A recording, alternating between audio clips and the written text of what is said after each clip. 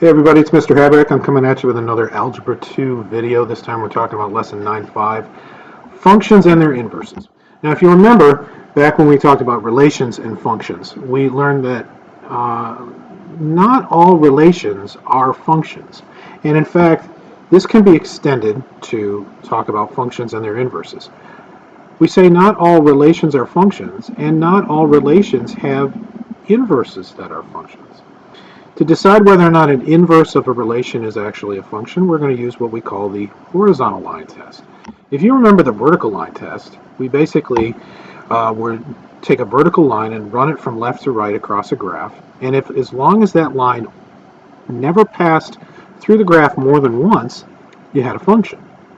Well, if I want to see if the inverse is a function, I'm going to do the horizontal line test. So I'm going to take a horizontal line, I'm going to run it from top to bottom, or bottom to top, whatever you want to do, up and down, and I'm going to see if that crosses the graph more than once.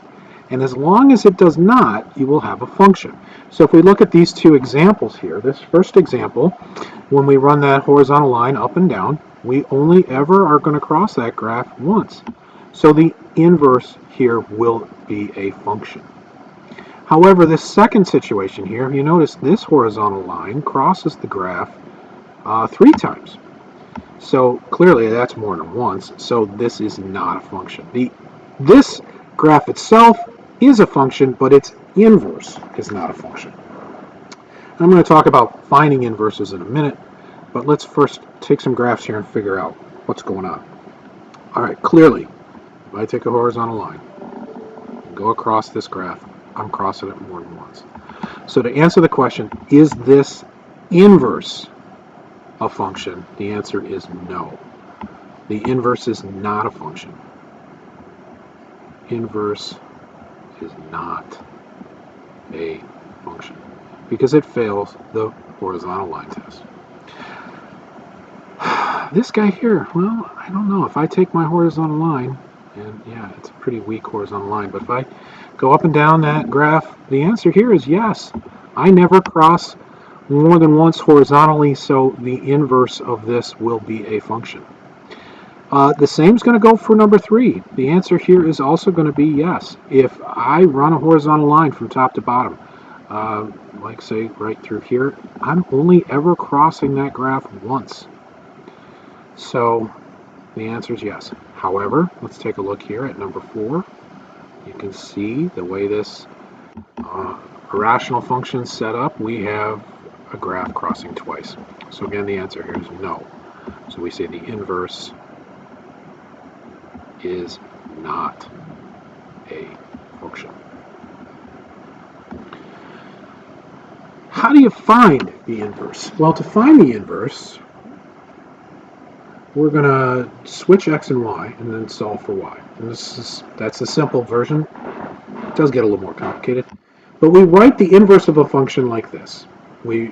F negative 1 of x, we read that as inverse of x. To find the inverse of f, I should say not inverse of x. To find the inverse of a function, rewrite it so it's y equals f of x. And then you switch x and y and you solve for y. So basically what I'm going to do, and this is what they did here, they took f of x equals x squared minus 1, rewrote it as y equals x squared minus 1. They switched x and y, so they get x equals y squared minus 1, and then they rewrote it and they solve for y. Now what I'll show you what I like to do in a minute, but basically you've got to isolate that variable. You're going to solve for y. Solve for y. And to do that here, you add 1, you got y squared, so you're going to take the square root, you get plus or minus x plus 1 square root equals y. Because y could have 2 different x values, it could be x square root of x plus 1 or negative square root of x plus 1, the inverse of this guy, this is a function, it's a quadratic function, the inverse is not a function. It's going to fail that horizontal line test. You can check by graphing and use the horizontal line test, or you can do this, and I'll show you what you can do in a moment. But the domain of the inverse here is going to be the range. This is the important part here. Your domain and ranges for inverses are flipped. So the domain of the inverse is the range of the original function, and the range of the inverse is the domain of the original function. And if we look at it this way, since the domain has to be greater than or equal to -1, but the range is all real numbers, our range is bigger. So that's another indication that we don't have a function. But there is another way you can do it, which is basically involves doing a composite like we did yesterday. So I'm going to show you that. Well, you know what? Let's find these inverses first, and let's see whether or not these guys are functions. So to find the inverse of f of x equals the square root of x plus 3, I rewrite it y equals the square root of x plus 3. And then I flip it and make it x equals square root of y plus 3. Now what I like to do is rewrite it completely and make it square root of y plus 3 equals x. We're used to having that y on the left-hand side anyway, so this just makes it a little easier.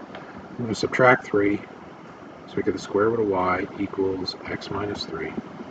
I'm going to square each side, so I get y equals x minus 3 squared.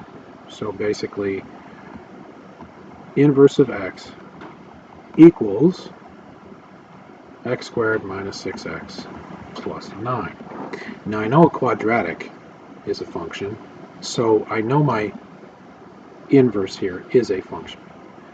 How do I find that domain and range? Well, we got to figure out what the domain and range of my original are. My domain, remember, we dealt with radicals in chapter 8. The domain here has got to be x greater than or equal to 0, because the square root has to be positive. And so then the range is going to be, well, if the smallest value for x is 0, then the smallest value for y is going to be 0 plus 3. Y is going to have to be greater than or equal to 3. So for my inverse, these are going to get switched. So my domain for my inverse is going to be x greater than or equal to 3, and my range is going to be y greater than or equal to 0. And I know that seems weird, because normally a quadratic doesn't have any restrictions. Normally it should be all real numbers. But because this is an inverse of this particular function here, f of x, there is the restriction, because there was a restriction on the range of my original function. There's going to be a restriction on the domain of my inverse. And you could see that by graphing it. This guy here is going to be a little bit easier. Number 6, I'll make this y equals 2x plus 1. I'm going to rewrite it as x equals 2y plus 1. So make it 2y plus 1 equals x, and I'm going to solve for y. So I'm going to subtract 1.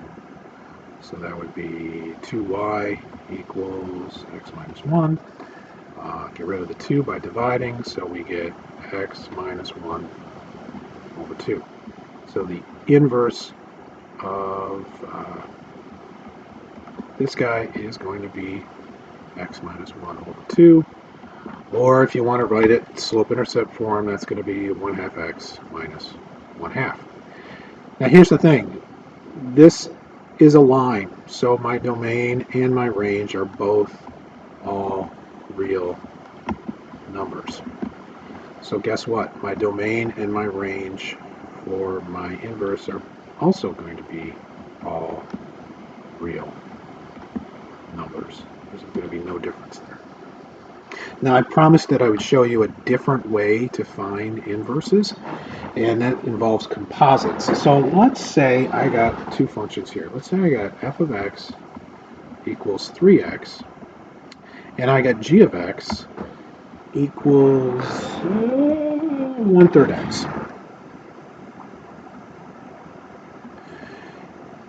If I find the composites, and both the composites equal x, then I know these two are inverses. So let's find f of g of x. So that's going to be 3 times 1/3 x. Well, that's going to be x. Okay. Find g of f of x. So 1/3 of 3x. Hey, that equals x. So if the values of both composites, So it's got to work both ways. If both composites give you x, then I can say that these are inverses.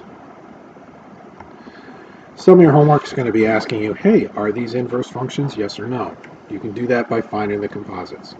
Both ways, it's got to be x. If one equals x and one does not, they're not inverses. If neither of them equal x, they're not inverses.